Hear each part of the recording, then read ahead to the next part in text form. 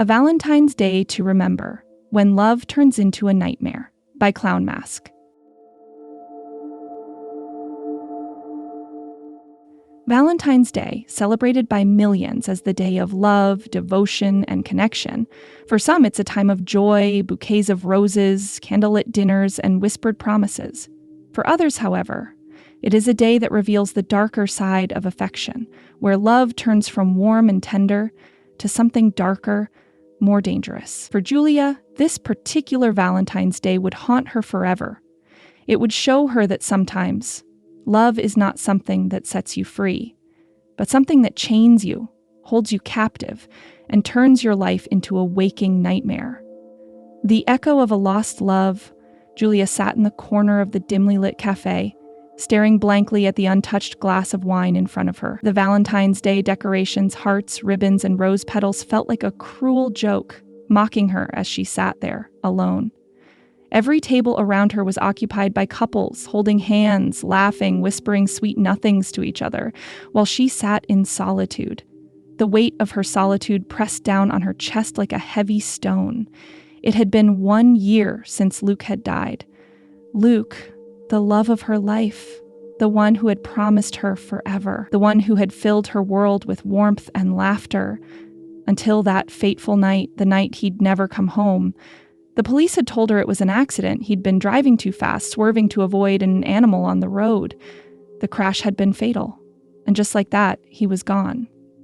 She hadn't been able to move on. How could she? Luke had been her everything.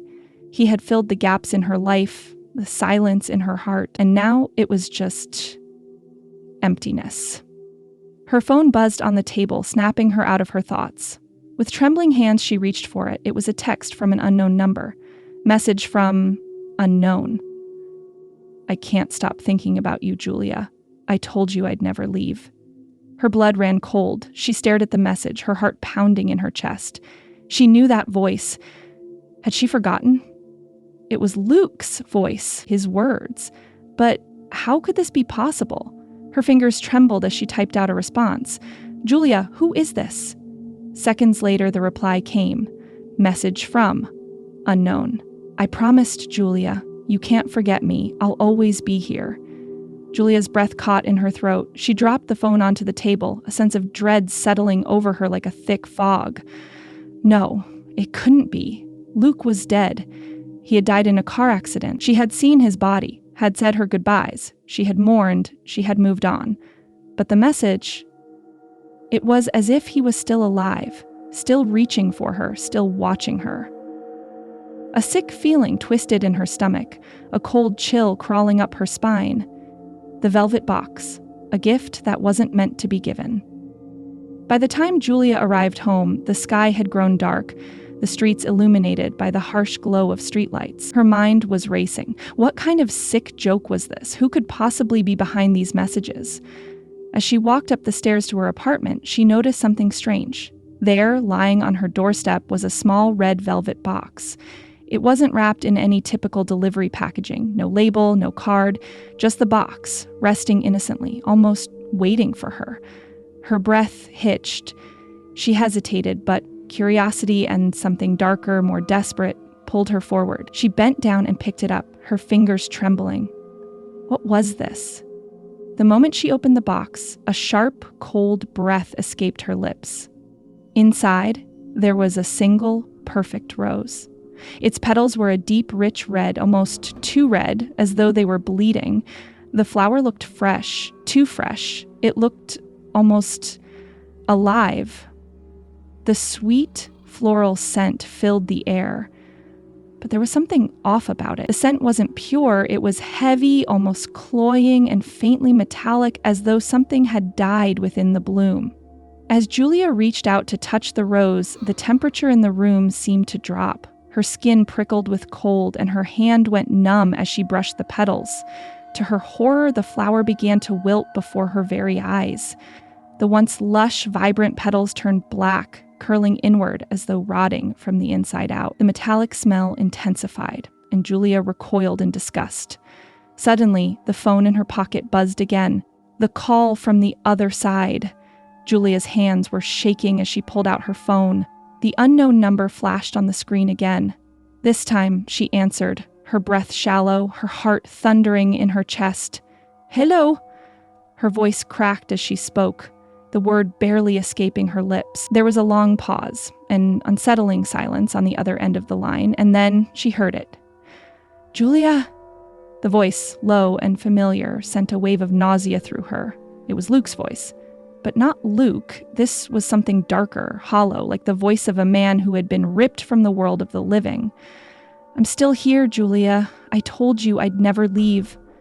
The words slithered into her mind, wrapping around her thoughts like a constricting snake. She felt paralyzed, unable to speak, her heart beating faster, her pulse rushing in her ears. "You thought I was gone," the voice continued, "but I've been here the whole time.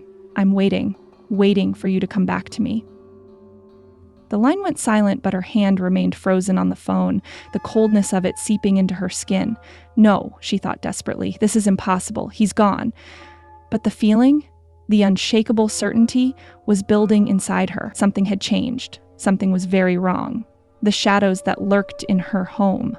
When Julia finally hung up, her thoughts were racing. The messages, the phone calls. Had it all been some kind of twisted prank? But the voice had been too real, too familiar. She had heard it before, had held him in her arms, kissed him, loved him. Luke. Her hands were trembling as she paced the apartment, trying to shake off the rising sense of dread. She had to get out. She had to leave. She couldn't stay here. The wind howled outside, rattling the windows. The lights flickered, and for a brief moment, everything seemed to go dark. Then, footsteps. Soft, slow, measured. Coming from the hallway. Julia's heart lurched in her chest. Her breath caught in her throat as she heard them again. Footsteps unmistakable. They were getting closer, echoing off the walls of the apartment. Her mind screamed at her to run, but her legs wouldn't move. She was frozen, as though her feet were glued to the floor. The footsteps came closer, and then she saw it. At the far end of the hallway, just beyond the bedroom door, the figure of a man stood. It was Luke. But he wasn't the same. His face was pale, as though drained of life. His eyes were wide, too wide, the pupils gone, replaced with a dark, empty void. His mouth stretched into a grotesque smile, one that was too wide to be human. His fingers twitched at his sides, unnaturally long, almost skeletal. "Julia," he whispered, his voice slithering through the darkness. "I've come home." The final descent. Julia stumbled backward, her breath shallow and frantic. She tried to scream, but the words were trapped in her throat. She couldn't breathe, couldn't think. Her mind was a blur of terror. She backed into the wall, her eyes locked on Luke's unblinking, lifeless gaze.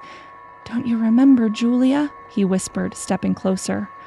"I promised you we'd be together forever. Did you think I'd let you go? That I could leave you?" As his cold fingers wrapped around her wrist, she could feel the chill seeping into her skin. The air grew thick, suffocating, like it was pressing down on her from all sides. "I've been waiting for you," he said softly, his smile widening, his face twisted in a way that was beyond human comprehension. And then everything went black. The last message.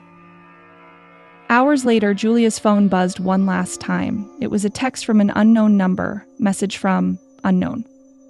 "Forever, Julia, forever. We'll never be apart." Conclusion.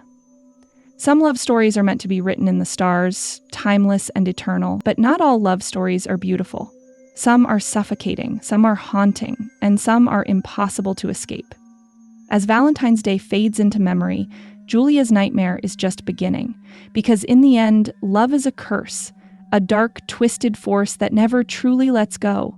Not even death can break the bonds it creates. And for Julia, Valentine's Day will never be a celebration again. It will be a reminder that love, when taken too far, can be the most terrifying thing of all.